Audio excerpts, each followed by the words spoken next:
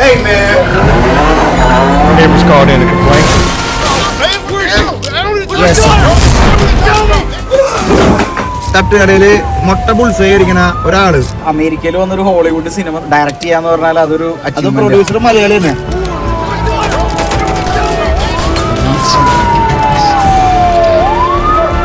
പന്ത്രണ്ട് international awards wonderful ഡേക്ക് കിട്ടിയ വീട്ടിൽ നിന്ന് പെട്ടിക്ക് ഇറങ്ങി സിനിമയുടെ പുറകെ ഒരു 2 മാസം കണ്ടിട്ട് തിരിച്ചു വരാം. കേരള ഫസ്റ്റ് സ്റ്റെപ്പ് തുടങ്ങി. കേരള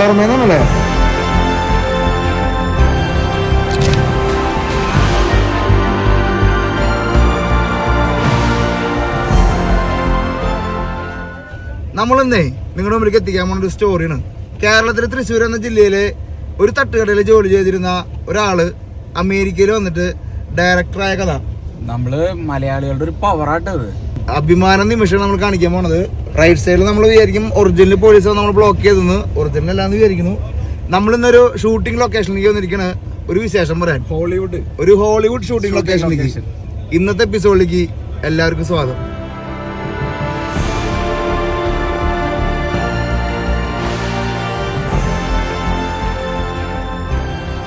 അവരവിടെ ഷൂട്ടിങ്ങിലാണ്. നല്ല മഴ പെയ്തുകൊണ്ടിരിക്കുകയാണ്. നല്ല മഴ. നമുക്ക് ചിന്തിക്കാൻ പറ്റാത്തൊരു പൊസിഷനിലാണ് പുള്ളി നിൽക്കുന്നത്. കാരണം വെച്ച് കഴിഞ്ഞാൽ നമ്മൾ കണ്ടിട്ടുള്ള ആളാ ഇങ്ങനൊരു ഇത്തരം അമേരിക്കയിൽ വന്നൊരു ഹോളിവുഡ് സിനിമ ഡയറക്ട് ചെയ്യാന്ന് പറഞ്ഞാൽ അതൊരു പ്രൊഡ്യൂസറും മലയാളി. ഒരു ഇംഗ്ലീഷുകാരുണ്ട്, വേറെ ഇംഗ്ലീഷുകാരുണ്ട്. എക്സിക്യൂട്ടീവ് പ്രൊഡ്യൂസറാണ് സഹിച്ചേട്ട്. പക്ഷെ എന്നാലും അതൊരു പവർ തന്നെയാണ്. നമ്മൾ ഏത് രാജ്യത്ത് പോലും ഇങ്ങനെ ഓരോരുത്തരെ കണ്ടുമുട്ടാറുണ്ട്. നമ്മള് നാട്ടിൽ നിന്നൊക്കെ വിചാരിക്കുമ്പോൾ ഇത് പ്രാക്ടിക്കൽ ആണെന്നൊക്കെ വിചാരിക്കും. പക്ഷെ നമ്മുടെ ഇന്നത്തെ താരം എന്ന് പറയുന്നത് റോമിയോ കാട്ടുകാരനാ. ഈ റോമിയോ കാട്ടുകാരൻ എന്ന് പറഞ്ഞാൽ ചെറുപ്പം മുതലേ സിനിമയോട് പ്രാന്ത് കാണിച്ച് 20ാമത്തെ വയസ്സിലൊക്കെ ചെറിയ ഷോർട്ട് ഫിലിമൊക്കെ ഡയറക്റ്റ് ചെയ്യലും പിന്നെ ഒരുപാട് മൂവികളൊക്കെ പുള്ളിക്കാരൻ ഡയറക്റ്റ് ചെയ്തിട്ടുണ്ട്. പക്ഷേ പുള്ളിയുടെ ഒരു ആഗ്രഹമായിരുന്നു അമേരിക്കയിൽ ഹോളിവുഡ് വന്ന അല്ലെങ്കിൽ അമേരിക്കയിൽ വന്ന ഒരു ഇംഗ്ലീഷ് മൂവി ഡയറക്റ്റ് ചെയ്യണമെന്ന്. അപ്പൊ അത് ഇപ്പോൾ യാഥാർത്ഥ്യമായിക്കൊണ്ടിരിക്കുന്നത്. ലാസ്റ്റ് ഷെഡ്യൂളുകളാണെന്ന് പറഞ്ഞത്. എന്തായാലും നമുക്ക് വെയിറ്റ് ചെയ്യാം. വമ്പ ഹോളാട്ടോ, ഒരു രക്ഷയില്ല. എത്ര പേര്? 10-60 പേര് പറഞ്ഞിട്ടുണ്ടായിരുന്നു ഇതിന്റെ ഉള്ളത്. ഇന്നത്തെ ദിവസം 70 പേര് എന്റെ ഷെഡ്യൂളിലുണ്ട്. ഇതൊക്കെ കാണുമ്പോൾ നമുക്കൊരു അഭിമാനമാണ്. എന്തായാലും നമുക്ക് കാണാം. എന്തായാലും റോമിയോ ചേട്ടനെ കണ്ട് 2 മിനിറ്റ് സംസാരിച്ചു. ഞാനും ഒരു എന്താ പറയുക, നമ്മളൊരു സിനിമാ മോഹിയാണല്ലോ. അപ്പൊ നമ്മള് പുള്ളിക്കാരനെ കാണുമ്പോൾ ഒരു എക്സൈറ്റ്മെന്റ് ഉണ്ട്, വേറൊരു എക്സൈറ്റ്മെന്റ് കൂടി ഉണ്ട്. എന്തായാലും റോമിയോ കാട്ടുകാരെന്ന തൃശ്ശൂരുകാരന്റെ, അതും തട്ടുകടയിൽ പണിയെടുത്ത ആളെന്ന് പറഞ്ഞു കഴിഞ്ഞാൽ പണിയുണ്ട് അല്ലേ? സമ്മതിക്കണം പുള്ളിനെ. കാരണം വെച്ച് കഴിഞ്ഞാൽ ഹോളിവുഡ് എടുക്കണത് അത്രയും ഒരു ബേസിക് ലെവലിൽ നിന്ന് ഇന്ന് ഈ ഒരു നിലയിൽ പുള്ളി എത്തിയിട്ടുണ്ടെങ്കിൽ അതൊരു കഷ്ടപ്പാട് തന്നെയാണ്. സിനിമ പ്രേമം അല്ലെങ്കിൽ കഷ്ടപ്പാടിന്റെ ഒക്കെ ഒരു ഫലം തന്നെയാണ്. എന്തായാലും നമുക്ക് നോക്കാം. ഒപ്പം സജേട്ടനും നമ്മളോട് കട്ടയ്ക്കുണ്ട്. സജേട്ടൻ എക്സിക്യൂട്ടീവ് പ്രൊഡ്യൂസർ ആയിട്ട് പുള്ളിയിലൂടെ കട്ടയ്ക്ക് ഫുൾ സപ്പോർട്ടായിട്ടുണ്ട്. അപ്പൊ അതും നമുക്ക് അഭിമാനിക്കാവുന്നതാണ് മലയാളി നൽകി. എന്തായാലും നമുക്ക് നോക്കാം. അവർ വിളിക്കുമ്പോ നമുക്ക് അകത്ത് കയറി ഇവരെ ഫുൾ ഷൂട്ടിംഗ് ഒന്നും കാണിക്കാൻ പറ്റില്ല. ഡയറക്ടറോട് സംസാരിക്കാൻ പറ്റിയാൽ തന്നെ ഒരു വലിയ ഭാഗ്യം സെറ്റാണ്. അപ്പൊ നമുക്കിന്ന് അതിനു വേണ്ടി വെയിറ്റ് ചെയ്യാം. മടുത്തു. രാവിലെ മുതലുള്ള ഒരു പരിപാടിയാണ്. മനസ്സിലായി. ഞാൻ നിങ്ങൾക്ക് ഇന്നും കൂടി ഞങ്ങൾ നാളെ കഴിഞ്ഞ് വേറെ റൂട്ട് പോണ കാരണം ഇന്ന് രാത്രി ആകൂടി ചില ലൈറ്റ് മറ്റേ പോലീസ് ലൈറ്റ് ഉള്ളിലൊന്ന് കയറി കാണാൻ പറ്റും. പിന്നെ നമുക്ക് ഉള്ളിൽ കാണാം. ഇപ്പം അകത്ത് ഷൂട്ട് ഞാൻ നമുക്കൊന്ന് ചോദിക്കാം അവരോട് സംഗതി ഇവിടം വരെ ആയിരുന്നു. അത് ഇന്ന് മഴയൊക്കെ ആയതുകൊണ്ട് കുറച്ച് സംഗതി മുടങ്ങി. പക്ഷെ എന്നാൽ ഞാനൊന്ന് അവരോട് ഒന്ന് പെട്ടെന്ന് കൺഫേം ചെയ്ത് വരാം. കുഴപ്പമില്ലല്ലോ, നിങ്ങൾ വന്നതിൽ. ഓക്കെ, ഒരു ഒറ്റ സെക്കൻഡ്.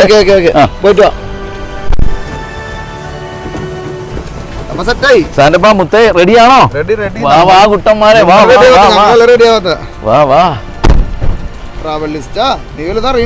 മഴയാണ് പുറത്ത്, അകത്ത് കുഴപ്പമില്ല. നമ്മുടെ ഒരു അകത്തകത്ത് ഇന്നിപ്പോ മഴയുള്ളതുകൊണ്ട് നമ്മൾ കുറച്ച് ഭാഗങ്ങൾ അകത്തോട്ട് മാറ്റി. So this guys are from Kerala, one of the famous and great guys from Kerala. Please tell something about our movie. Hello, hi. Hello.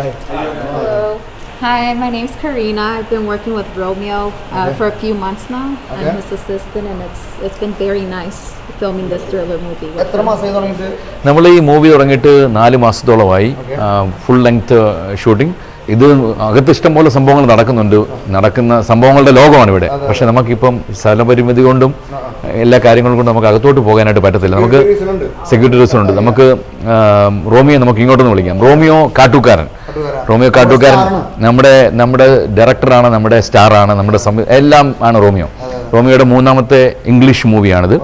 പുള്ളിക്കാരിലേക്ക് എങ്ങനെ സബ്ജക്റ്റിന് എത്തിയ നമ്മളൊരു മലയാളി ഇങ്ങനെ ഒരു പ്രൊഡ്യൂസർ വരുന്നതും അല്ലെങ്കിൽ ഒരു ഡയറക്ടർ നമ്മൾ കണ്ടുമുട്ടിയ രംഗങ്ങൾ എങ്ങനെയാ? റോമിയോ എന്നുള്ള കലാകാരന്റെ ഞാൻ പരിചയപ്പെട്ടത് 2 വർഷങ്ങൾ മുമ്പെയാണ്. ഞങ്ങൾ മൂവിയെ പറ്റിയൊക്കെ ഡിസ്കസ് ചെയ്യുമായിരുന്നു. ഡെവിൾസ് ബ്രത്ത് മൂവി.com. ഡെവിൾസ് ബ്രത്തിനെ പറ്റിയുള്ള ഈ മൂവിയുടെ കഥ പറഞ്ഞു കഴിഞ്ഞപ്പോൾ റിയലി എന്നെ അത് ടച്ച് ചെയ്തു. So then I went and researched about Romeo from the beginning itself. So റോമിയോയുടെ ആദ്യത്തെ പടം A wonderful day. It was A social story. എങ്ങനെയാണ് ഈ വഴിയിലുള്ള പാവപ്പെട്ട ആൾക്കാരല്ലേ, അതായത് ഒരു വീടും ഒന്നും ഇല്ലാത്ത ആൾക്കാർ, അവർക്ക് എങ്ങനെ ഫുഡ് കൊടുക്കണം, അവരെ എങ്ങനെ how can we feed, how can അവരുടെ ആ ഒരു ഹങ്കർ മാറ്റാനുള്ള ഒരു പരീക്ഷണമായിരുന്നു, ഒരു സൊല്യൂഷനായിരുന്നു ആദ്യത്തെ പരീക്ഷണവും സൊല്യൂഷനും ആയിരുന്നു എ വണ്ടർഫുൾ ഡേ. ഈ വണ്ടർഫുൾ ഡേ കൂടെ നടന്ന എന്താണെന്ന് വിചാരിച്ചു കഴിഞ്ഞാൽ അത് ചെയ്തു കഴിഞ്ഞപ്പോൾ അവിടെ ഉണ്ടായിരുന്ന റെസ്റ്റോറൻറ്റ്സ് എല്ലാവരും ഈ മെത്തേഡ് ഈ വണ്ടർഫുൾ ഡേ എന്നുള്ള അത് അപ്ലൈ ചെയ്തു. അതെ, അത് നമുക്ക് റോമിയോട് തന്നെ ചോദിക്കാം, അത് അദ്ദേഹത്തോട് തന്നെ ചോദിക്കാം. ആ തട്ടുകടയിൽ നിന്നുള്ള ആ ഒരു അദ്ദേഹത്തിന് നമുക്ക് റോമിയോട് തന്നെ ചോദിക്കാം. പക്ഷേ ഇത് കംപ്ലീറ്റ് സെറ്റാണ്. ഇത് കുറച്ചങ്ങോട്ട് ഉണ്ട്, ഞാൻ പറഞ്ഞ പരിമിതികളുണ്ട്. അതുകൊണ്ട് അതെ നമ്മൾ നാട്ടിലെ പോണൊക്കെ അല്ല ഇവിടെ. പക്ഷെ എന്നാൽ തന്നെയും വെൻ വി ഡു ഇറ്റ്, നമ്മുടെ ഒരു പ്രത്യേകത എന്ന് വെച്ച് കഴിഞ്ഞാൽ റോമിയോയുടെ പ്രത്യേകത when he do it perfectly. He is A perfectionist. Okay. രണ്ടാമത്തെ പടം മേരി എന്നുള്ള ഒരു പടമായിരുന്നു. അത് ആമസോൺ പ്രൈമിലാണ് റിലീസ് ചെയ്തത്. പക്ഷെ Mary was the first movie about Covid time. കോവിഡിനെ പറ്റിയുള്ള കോവിഡിനെ പറ്റി, അതായത് മെഡിക്കൽ ഫീൽഡ് ജോലി ചെയ്യുന്നവരുടെ ഒരു പ്രോബ്ലംസ് അത് ഇംഗ്ലീഷിലായിരുന്നു. ഇത് A wonderful day and Mary both 2 പടങ്ങൾ ഇംഗ്ലീഷ് ആയിരുന്നു. ആ മേരിയിൽ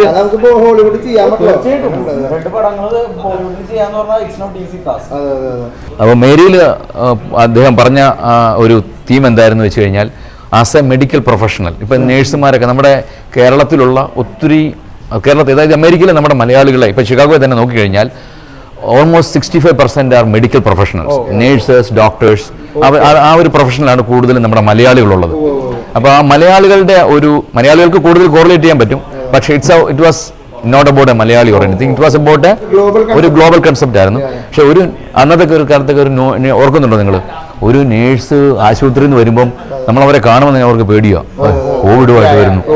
അപ്പം അങ്ങനെ ഒരു കൺസെപ്റ്റ് ആയിരുന്നു. പക്ഷെ അത് ആ പുള്ളി ആ തീം എടുത്തു, അത് ചെയ്തു. അതുകൊണ്ട് തന്നെ a wonderful day 12 international awards, 12 international awards a wonderful ഡേക്ക് കിട്ടിയ. I have no home, no food, no family.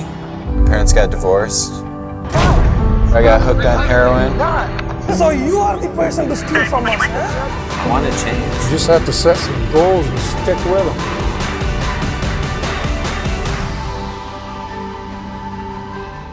പള്ളിയിലൊക്കെ Romeo is very active in our cathedral. So there are lot of events. ഞാൻ എങ്ങനെയാണ് റോമിയോയിലോട്ട് എത്തിച്ചേർന്നെന്നുള്ളൊരു വേറൊരു സ്റ്റോറിയാണത്. നമുക്കത് ഭയങ്കര ഇൻസ്പയർ ആവുന്ന, നമ്മളൊരു മലയാളി ഇങ്ങനെ വന്നൊരു ഹോളിവുഡ് പടം നിർമ്മിക്കുക അല്ലെങ്കിൽ അത് ഡയറക്റ്റ് ചെയ്യാന്ന് പറയുമ്പോൾ നമുക്കൊരു അഭിമാനമാണല്ലോ. ഞാൻ കഴിഞ്ഞ ദിവസം അതിനെ പറ്റി കേട്ടപ്പോൾ തന്നെ ഞാൻ അത്ഭുതമായി. അങ്ങനെ ഒരു സ്റ്റോറി ബിഹൈൻഡ് ദ സീനിൽ എന്തായാലും ഹാൻഡ്സ് ഓഫ്. Thank you. അവസാനം പറയാം, ചെക്കനെ വിളിക്കാൻ പറ്റുമോ? നമുക്ക് ചെക്കനെ വിളിക്കാം. Can you please check with Romeo if he can be here? Assistant ആണോ, അസിസ്റ്റന്റ് ഡയറക്ടർ ആണോ? ബെല്ല ഈസ് അതായത് പുള്ളിക്കാരത്തിയാണ് എല്ലാ കാര്യങ്ങളും, ബെല്ലയാണ് എല്ലാം നോക്കുന്നത്. അതുകൊണ്ട് Kareena is the assistant director and she will help him Romeo in അത് സ്ക്രിപ്റ്റിലും എല്ലാ കാര്യങ്ങളിലും ഹെൽപ്പ് ചെയ്യും. അസിസ്റ്റന്റ് ഡയറക്ടറാണ് കരീന. അസിസ്റ്റന്റ് ഡയറക്ടറാണ്. Nice meeting you from Dream Travelist. Thank you. Good to meet you too. ഒരാൾക്കൊരു ചാടിയില്ലല്ലേ, ഇംഗ്ലീഷ് മൂവി സെറ്റ് നമ്മൾ കാണുന്നത് അതിശയോ. അതെ അതെ. ഇത് എങ്ങനെ മേക്ക്, അതാ പുള്ളിയോടും ചോദിക്കല്ലോ, ഇത് എങ്ങനെ ഹാൻഡിൽ ചെയ്യണേ? ഇതൊരു അത്ര ഈസി അല്ല. ഞങ്ങൾ വി ആർ ക്വൈറ്റ് ഫ്രാങ്ക്ലി നമ്മളൊരു ബിഗിനേഴ്സ് ആണ്. അതായത് ഒരു ഫുൾ ഫീച്ചർ മൂവി എന്നുള്ള നിലയിലും വേൾഡിന്റെ മുഖത്തേക്ക്. Romeo Kattukaran, hello, nice meeting. കുഴപ്പമില്ല, ഞങ്ങൾ കുറച്ച് നേരമായെങ്കിലും നിങ്ങളുടെ വർക്ക് നടക്കട്ടെ. Nice to meet you. Okay. തിരക്ക് ഞങ്ങളൊന്ന് ബുദ്ധിമുട്ടായോ? തിരക്കിൻ്റെ ഉള്ളിൽ അടിപൊളി. ഞങ്ങള് ഇത് കണ്ട് ഞെട്ടി അമ്പരം നിൽക്കാം. ആർട്ടിസ്റ്റുകളൊക്കെ അവിടെ ആയിരിക്കില്ലേ? അല്ല, ക്യാമറമാനൊക്കെ അവിടെ ആവല്ലേ? Okay okay okay. ഒരു സംഭവം തന്നെ കേട്ടോ. പണിയുണ്ട് കേട്ടോ. അല്ലേ ഒരു മലയാളി വന്ന് റോമിയോ കാട്ടുകാരൻ്റെ ഒരു പവർ കാണാനില്ലോ അല്ലേ? സിമ്പിൾ മനുഷ്യനുണ്ടോ? നിങ്ങൾ എന്നോട് മുന്നേ ചോദിച്ചില്ലേ എന്തുകൊണ്ടാണ് റോമിയോ കാട്ടുകാരൻ എങ്ങനെയാണ് എത്തിയെന്ന്. One is simplicity, second is perfection, മൂന്നെന്ന് പറഞ്ഞു കഴിഞ്ഞാൽ പുള്ളിയുടെ ആ ക്രിയേറ്റിവിറ്റി. അതെ, ക്രിയേറ്റിവിറ്റി. ഞാൻ 2 ഫിലിം കണ്ടു കേട്ടോ, അത് അടിപൊളിയുണ്ട്. ആസ് ഒരു ക്രിയേറ്റർ എന്ന നിലയ്ക്ക് ഞാനും അഭിമാനിക്കുന്നു. പ്രത്യേകിച്ച് തൃശ്ശൂരുകാരനും കൂടെ ഒരു വേറെ സന്തോഷം കൂടി. ലോകം മുഴുവൻ കറങ്ങി ഇവിടെ വന്ന് സെറ്റിൽ വന്നു. അത് നമുക്ക് വലിയ സന്തോഷം. പുള്ളി ഇങ്ങനെ മലയാളം സംസാരിക്കുമ്പോൾ എന്താ പോലെ തൃശ്ശൂർ ഭാഷ നമ്മള് കേരള ഫസ്റ്റ് സ്റ്റെപ്പ് തുടങ്ങി. കേരളോർമ്മയെന്നാണല്ലേ? ആ, ഏത് വർഷം? 2001 പാസ് ഔട്ട്. ഓക്കെ. അപ്പൊ കേരളോർമ്മ പുത്രനാണ്. കേരളപുത്രനാണ്. അടിപൊളി. ഇന്നും എപ്പോഴും എവിടെയും ഫസ്റ്റ് പറഞ്ഞ കാര്യം അതാണ്. ഞാൻ പറയുന്നത് ഇന്നലെ സംസാരിച്ചപ്പോ സ്റ്റോറിയിൽ തട്ടുകടയിൽ ജോലി ചെയ്യുന്ന ഒരു സ്റ്റോറി ഉണ്ടാകുന്നല്ലോ, അപ്പൊ അതുകൊണ്ട് ഞാൻ ഇതിൽ ഉൾപ്പെടുത്തിയിട്ടുണ്ട്. കുഴപ്പമൊന്നുമില്ലല്ലോ. തുടക്കം അവിടുന്നാണ്. അപ്പൊ അതുകൊണ്ട് എവിടെ ചെന്നു എന്തായാലും ഹോളിവുഡ് സിനിമ നിർമ്മിക്കുന്നതിന്റെ എല്ലാവിധ സന്തോഷം ഞങ്ങളുടെ ഭാഗത്തുനിന്നുണ്ട്. കുറച്ചേരം ഞങ്ങൾക്ക് കിട്ടണം. അതിന്റെ ഒരു ബിഹൈൻഡ് ദ സീൻ നമുക്ക് കുറച്ച് കിട്ടണം. തീർച്ചയായും. അപ്പൊ എന്തായാലും നടക്കട്ടെ, ഞങ്ങൾ ഇവിടെ ഉണ്ട്. നമുക്ക് കൂടെ വരും, നമുക്ക് ഓരോ സമയം ഉണ്ടല്ലോ. തീർച്ചയായിട്ടും ഇത് ഇനി കണ്ട് നമ്മൾ സംസാരിക്കേണ്ടി പോണത് തന്നെ നമ്മുടെ തെറ്റാണ്. നിങ്ങൾ തീർച്ചയായിട്ടും ഇത് കഴിഞ്ഞിട്ട് ഇവർക്കുള്ള നമുക്കൊന്നും ഇരിക്കാൻ പറ്റത്തില്ല.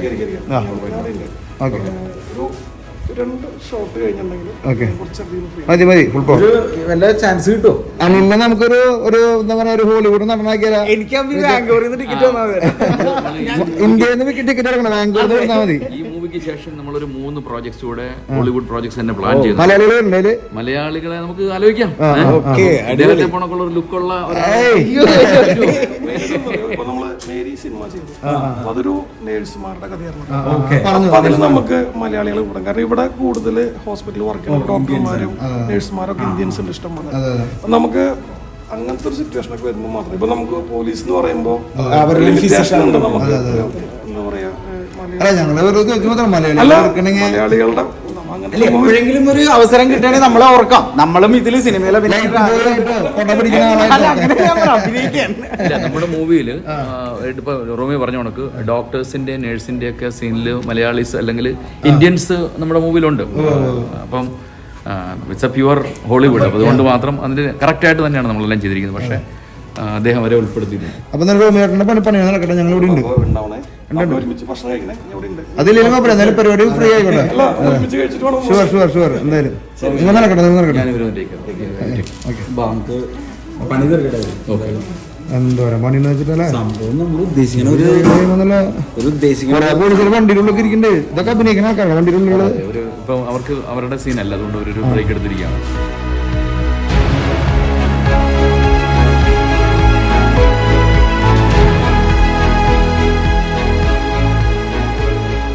ഒരു ഭയങ്കര അനുഭവം നമ്മളോട് അനുഭവിച്ചുകൊണ്ടിരിക്കണ. ഓരോ സെക്ഷനും കുറെ ഒക്കെ കാണിക്കാൻ പറ്റില്ല എന്നുള്ള സംഭവം ഉണ്ട്. ഭയങ്കര എക്സ്പീരിയൻസ് ആട്ടോ. ഓരോരുത്തർ വരുന്നു, ഓരോരുത്തർ വരുന്നു. അല്ല, അത് മാത്രമല്ല നമുക്കിത് കേറി കാണാനുള്ള അവസരം കിട്ടിയത് ഒരു ഹോളിവുഡ് സിനിമ ഷൂട്ട് ചെയ്യണത് നമുക്ക് കാണാൻ പറ്റിയതിന്റെ വേറൊരു സന്തോഷം കൂടി ഉണ്ട്. അപ്പൊ നമുക്ക് ഓരോരുത്തരെ പരിചയപ്പെടാം. നമ്മളിവിടെ കുറെ ക്രൂസ് ഉണ്ട്. എല്ലാവരും പറ്റില്ലെങ്കിൽ മെയിൻ ആയിട്ടുള്ള ആൾക്കാരൊക്കെ നമുക്ക് ഇനി പതുക്കെ പരിചയപ്പെടാം കേട്ടോ. Alan and Ivan.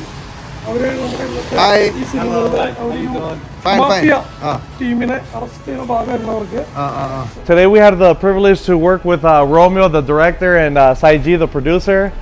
We've watched their movies in the past. They're all excellent movies. Okay. We always have a great time here during the setting, and we're looking forward for the future with them. Okay. Work with them. I mean, it's a pleasure. We're pleased to work with you. I mean, it was great. You know, we felt like we were family. It was a great environment. You know what I mean? Yes. Thank you so much.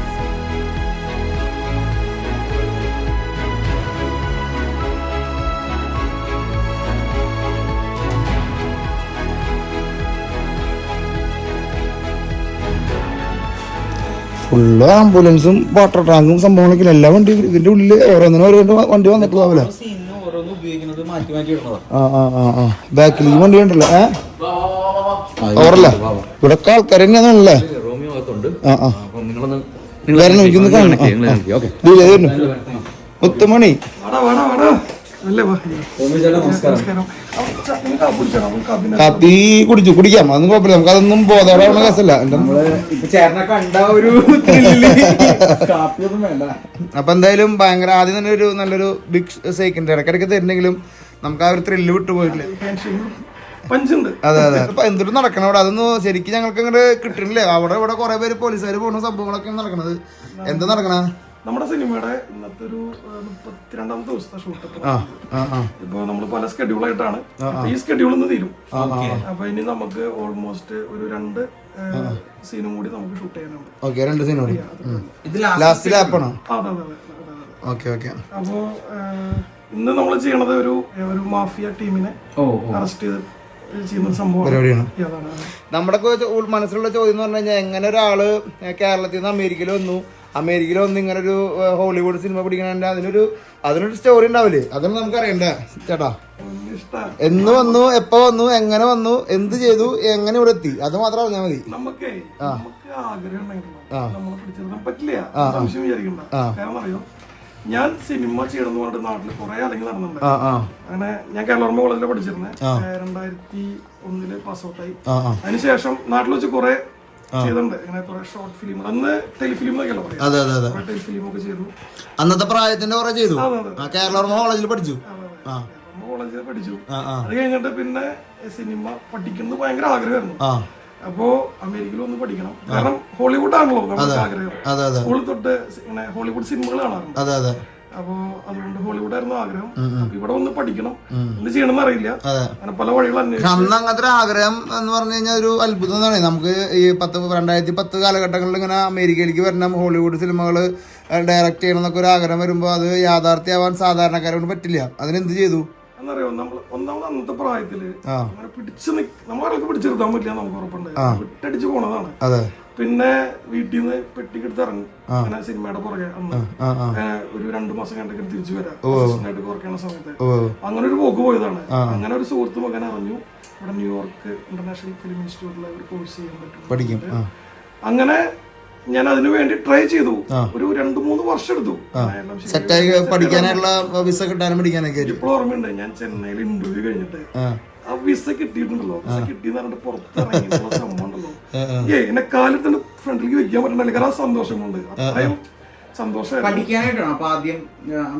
ആദ്യം പഠിക്കാനായിട്ട് Fleming പഠിക്കാൻ പകതും അവരൊക്കെ പഠിക്കാൻ വന്ന പോലെ പഠിക്കാൻ വേണ്ടി വന്നു.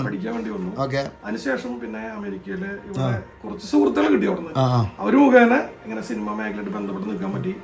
പിന്നെ അങ്ങനെ അസിസ്റ്റന്റ് ഒക്കെ ആയിട്ട് കുറച്ച് സിനിമകളിലൊക്കെ വർക്ക് ചെയ്യാനായിട്ട് ഇംഗ്ലീഷ് മൂവികളിൽ അങ്ങനെ കുറെ നടന്നുട്ടോ. പിന്നാലെ നടന്നിട്ടാണ് ഓരോ അവസരങ്ങൾ കിട്ടിയത്. അങ്ങനെ ഒരു ഇൻഡിപെൻഡന്റ് ഫിലിമിന്റെ ആണ് ആദ്യമായിട്ട് ഞാനൊരു സിനിമയുടെ അസിസ്റ്റന്റ് വർക്ക് ചെയ്തു.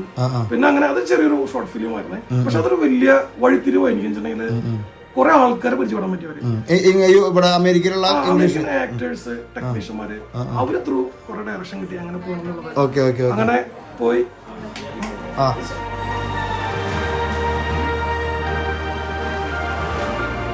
ഞാനപ്പോ ഇന്ന് പരിചയപ്പെടുത്താൻ പോണത് 3 അധോലോക രാജാക്കന്മാരാണ്. Yes, Mafia Kings, right? Yes, sir. Oh man, filming today was amazing. We got a couple more scenes to go, but it's been a blast since then. Yes, sir. Best time experience so far, so good. Yeah, man. Very professional, good production. You know, they got very good equipment out here. The amazing team to work with. You know, we've been having a good time, and just excited to see the end of the production at the end of the day. So. Yeah, this experience has been amazing, you know, meeting everybody that's involved and just growing within it and, you know, taking things to the next level. Thank you, thank you guys. Okay? This is our movie, you know, we will see it in 2025. Absolutely, please. Yes, sir.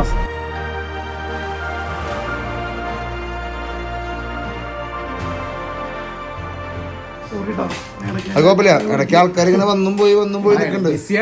പിടിക്കാൻ കിട്ടില്ല ആളെ.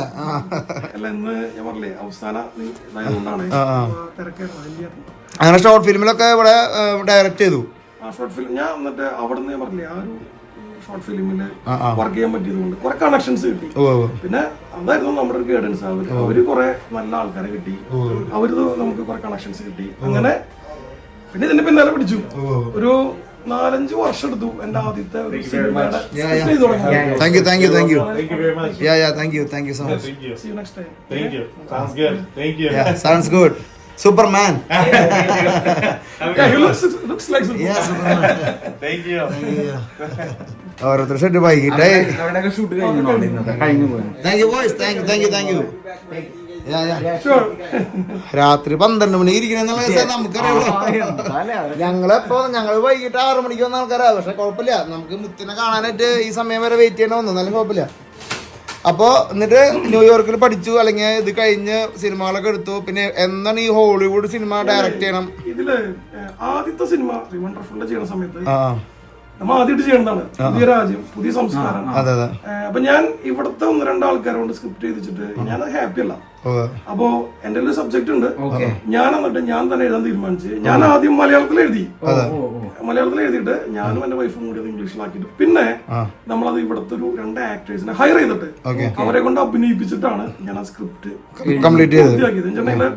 ഞാൻ എന്റെ ഒരു English ഉണ്ടല്ലോ, കാരണം ഇവിടുത്തെ ഒരു വേറെ നമ്മുടെ ആഗ്രഹവും അത്രയ്ക്ക് ത്വര മാത്രമല്ലോ, ബാക്കിയുള്ളതൊക്കെ നമുക്ക് എത്തിപ്പെടാൻ സമയം എടുക്കും. ന്യൂയോർക്ക് ഇൻസ്റ്റിറ്റ്യൂട്ടിൽ പഠിച്ചെന്ന് പറയുമ്പോൾ തന്നെ ഓട്ടോമാറ്റിക്കലി നമുക്കൊരു ക്വാളിറ്റി.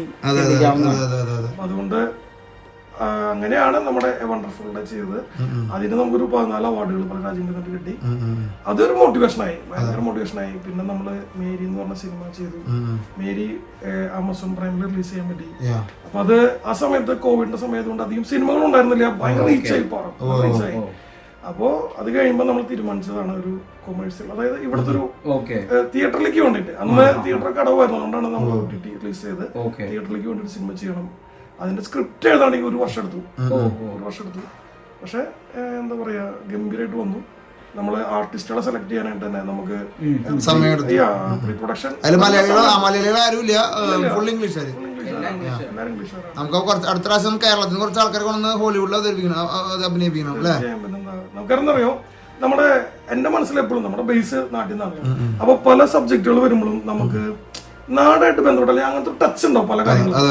അപ്പോ അതുകൊണ്ട് പലപ്പോഴും ഇനി അടുത്തൊരു സബ്ജക്ട് അങ്ങനെയുള്ളതാവാം. പക്ഷെ കളരി ബേസ് ചെയ്തൊരു സംഭവം മനസ്സിലുണ്ട്. അത് തീരുമാനിച്ചിട്ടില്ല കേട്ടോ, അതൊരു ആഗ്രഹമാണ്, അങ്ങനെയൊക്കെ ചെയ്യണമെന്നുണ്ട്. നമുക്കേ ഞാൻ ഒരാളെ കൂടി പരിചയപ്പെടുത്തി തരാം. നമുക്കൊരു ചെറിയ ഫോട്ടോ എടുക്കാം. അപ്പൊ ഞാൻ ഒരാളെ പരിചയപ്പെടുത്താണ്. അദ്ദേഹം നമ്മുടെ സിനിമയിൽ ഒരു FBI ഓഫീസർ, അതായത് FBIയുടെ ചീഫ് ഓഫീസർ ആയിട്ടാണ് പുള്ളിക്കാരൻ. ഇതിന്റെ പേര് മൈക്ക് സേബിൾ എന്നാണ്. Mike Sable. Mike. How you doing? Nice meeting you. You too. Yeah. My name is Mike Sable, as you said. I'm glad to be part of this movie. Yeah. This movie is something that's a thriller and also what's going on in the world today. Yeah. It's a real story, right? Right. It's considered there's real things going on in the world today, and this covers part of it. Yeah. And this has a thriller, and it does go back, and it has a couple of twists here and there, and it all comes out being the mob is going to be involved in this, so there's all kinds of situations going on. We are very glad that Chief is involved in our movie. Yeah. അതുകൊണ്ട് Chief, it was fantastic. Chief എല്ലാവരൊക്കെ നല്ല support ആയത് തന്നെ, ഭയങ്കര സപ്പോർട്ടായിരുന്നു. ഇവിടെ അമേരിക്കയെ പറ്റി അറിയാമല്ലോ, ഇവിടെ ഒരു കാര്യം ഉണ്ടെങ്കിൽ എല്ലാവരും കട്ടക്കുണ്ടാവും, നല്ല ഇടിച്ചിടിച്ച് നിൽക്കും. അപ്പം ഞങ്ങളെല്ലാവരും റോമിയുടെ കൂട്ടത്തില്. അപ്പൊ അങ്ങനെ നമ്മുടെ മൈക്ക് സേബിളിനെ പരിചയപ്പെട്ടു. ബാക്കി കുറച്ച് ആക്ടേഴ്സ് അടുത്തുണ്ട്, അവരെ ഇൻട്രോഡ്യൂസ് ചെയ്യാം. അതുപോലെ തന്നെ എന്താ പറയാ, ഇന്നിപ്പോ ഒരു 3 സ്കെഡ്യൂള് നമ്മൾ ഷൂട്ട് ചെയ്ത് കഴിഞ്ഞു.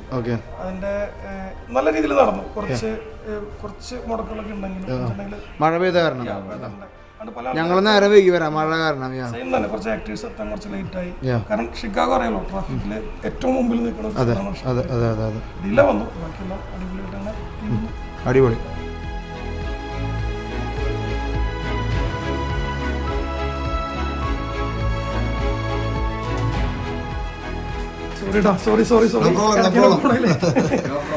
പിന്നെ ഓരോന്ന് പറഞ്ഞു വരുമ്പോ ഓരോന്ന് കട്ടായി പോകണല്ലേ. അപ്പൊ പിന്നെ നമുക്ക് ഈ ഒരു മൂവിയിലേക്ക് ഏത് വർഷം എത്തണം, ഏത് വർഷത്തിൽ നമുക്ക് പ്ലാൻ ആവണം? ഞാൻ ഈ ഒരു മൂവി തുടങ്ങുന്നത് 2022 തൊട്ട് തുടങ്ങിയതാണ്. സ്ക്രിപ്റ്റ് എഴുതലും കാര്യങ്ങളൊക്കെ ആയിട്ട് 2023 ഓണായി. പിന്നെ ഷൂട്ട് ഇപ്പൊ തുടങ്ങിയിട്ട് ഒരു 6 മാസത്തോളായി. ഷൂട്ട് ഇപ്പൊ തുടങ്ങിയിട്ട് നമ്മളിപ്പോ പല സ്കെഡ്യൂളുകളായിട്ടായിരുന്നു. 4 സ്റ്റേറ്റിലായിട്ടാണ് നമ്മൾ ഷൂട്ട് ചെയ്തതാണ്. അതായത് ഇന്ത്യാന, വിസ്കോൺസിൻ, മിഷിഗൻ, പിന്നെ ഇല്ലിനോയ്സ്. അപ്പൊ അതുകൊണ്ട് തന്നെ പല സ്കെഡ്യൂളായിരുന്നു. പിന്നെ ഞാൻ പറഞ്ഞ ഇതിൽ അഭിനയിച്ച ചില ആക്ടേഴ്സ് അവര് പല സിനിമകളിലൊക്കെ ഉള്ള ആൾക്കാരായതുകൊണ്ട് അപ്പൊ അവരുടെ ടൈമിന്റെ പ്രശ്നമൊക്കെ ഉണ്ടായിരുന്നു. അപ്പൊ അതുകൊണ്ട് അങ്ങനെ സ്കെഡ്യൂൾ തിരിച്ചു പോയത്. ഒരു ഡയറക്ടറെ സംബന്ധിച്ചുള്ള ഒരു പ്രൊഡ്യൂസർ വരുന്നതാണ് ഏറ്റവും വലിയ കാര്യം. ഇങ്ങോട്ട് വരിക, കടന്നു വരിക.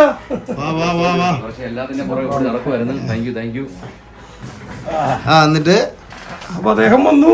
പിന്നെ ഞാൻ ഇങ്ങനെ സിനിമ ചെയ്യുന്ന കണ്ടിട്ട് അറിയാം. അദ്ദേഹം വന്നിട്ട് നമ്മോട് ഇതിനെ പറ്റിയൊക്കെ ചോദിച്ചു. അല്ല, നിങ്ങൾ രണ്ടുപേരും ഒരേ വൈബ് അല്ലെങ്കിൽ പ്രശ്നമാണ്. നിങ്ങൾ കറക്റ്റ് ഒരു ആൾക്കാരെ സജീവം നേരത്തെ വന്നപ്പോ ചോദിച്ചു എങ്ങനെ ഈ മുതലിന്റെ അടുത്തേക്ക് എത്തി എന്നുള്ള കാര്യം. എന്റെ ഒരു വലിയ തലവേദന നമ്മളിപ്പോ സാമ്പത്തികമാണല്ലോ ഏറ്റവും പ്രധാനം.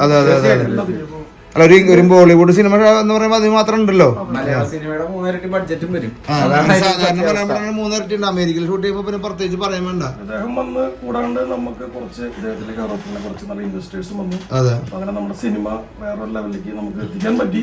അതിനൊരു ചെറിയൊരു കൈ വേണം. മുത്തിന് കൈ തരാണ്ട് പറ്റില്ല. ഞങ്ങളെ കഴിഞ്ഞ എപ്പിസോഡിലെ സ്റ്റാറാണ്, പക്ഷെ പറഞ്ഞില്ല, ആരും പറഞ്ഞില്ല ഈ കഥ.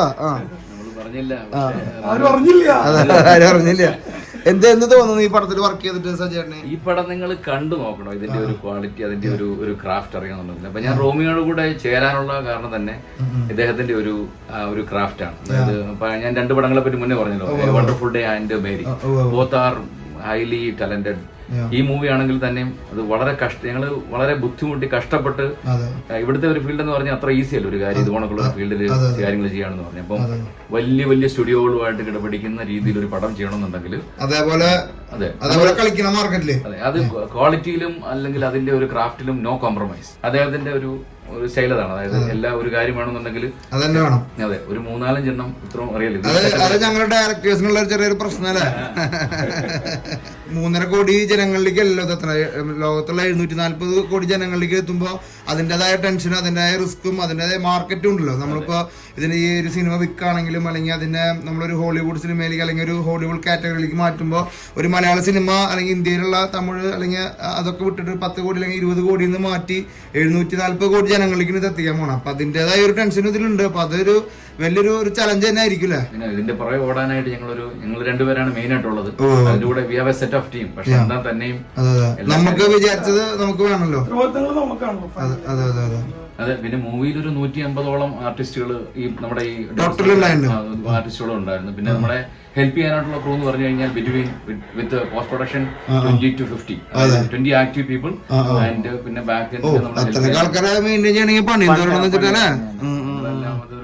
ടൈറ്റ് കൺട്രോൾ ആയിട്ട് നമ്മളിങ്ങനെ പോകുന്നു. പക്ഷെ നമ്മുടെ ആ ഒരു മെയിൻ തലകൾ നമ്മൾ തന്നെയാണല്ലോ, നമ്മുടെ കൺസെപ്റ്റിനാണ് എത്തി വരുന്നല്ലോ. പിന്നെ നമ്മുടെ മലയാളികളും ഇല്ലേ ഇംഗ്ലീഷുകാരെ മേക്ക് ചെയ്യാന്ന് പറഞ്ഞാൽ അത് മലയാളത്തിൽ പറയടാ ഇന്ന് പനിയാ നാളെ നീ വന്നാലും പറയാനില്ല. പക്ഷെ ഇവരുടെ ടൈമിന് പ്രശ്നമാണല്ലോ അല്ലേ? ആർട്ടിസ്റ്റൊക്കെ അങ്ങനെ. അപ്പൊ നമ്മള് ഇപ്പൊ ഒരു സ്കെഡ്യൂൾ വെച്ച് കഴിഞ്ഞിട്ടുണ്ടെങ്കിൽ ആ സ്കെഡ്യൂൾ കറക്റ്റ് തുടങ്ങിയിട്ടുണ്ട്. അപ്പൊ അതിൽ ഒരു സംശയമില്ല. ഇപ്പൊ ഒരാൾക്ക് ഒരു ടീമിനോട് വന്ന് സിനിമ ചെയ്യണമെങ്കിൽ നമ്മളത് ചെയ്തു കൊടുക്കും. കാരണം വെച്ചാൽ നമ്മൾക്ക് കമ്പനി ഉണ്ട് ഇവിടെ. നമ്മുടെ കമ്പനി അപ്പൊ നമ്മൾ ആ കമ്പനി നമ്മള് അത് ചെയ്തു കൊടുക്കും. നമ്മൾ അവർക്ക് വേണ്ടിട്ട്. പക്ഷെ അത് ജെന്യൂൻ പ്രൊജക്ട് ആയിരിക്കണം. അപ്പൊ അതിന്റെ ഫുൾ ഒരുപാട് ആൾക്കാർ ഫേക്ക് ആയിട്ട് വരലും പിടിക്കലൊക്കെ ഉള്ള കാരണം അതൊരു ബുദ്ധിമുട്ടാണ്. അപ്പൊ എന്തായാലും നിങ്ങളെ കോൺടാക്ട് ചെയ്യണമെങ്കിൽ നിങ്ങൾ മെയിൽ ഐ ഡി താഴെ കൊടുക്കാം അല്ലെ?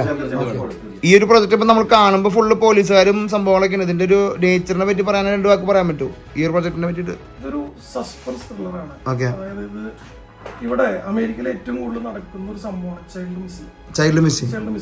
ഇവിടെ വാൾമാർട്ടിലൊക്കെ പോയപ്പോ കണ്ടിട്ടുണ്ടോ അവിടെ ഫോട്ടോ ഒക്കെ വെച്ചിട്ടുണ്ട് മിസ്സിംഗ്.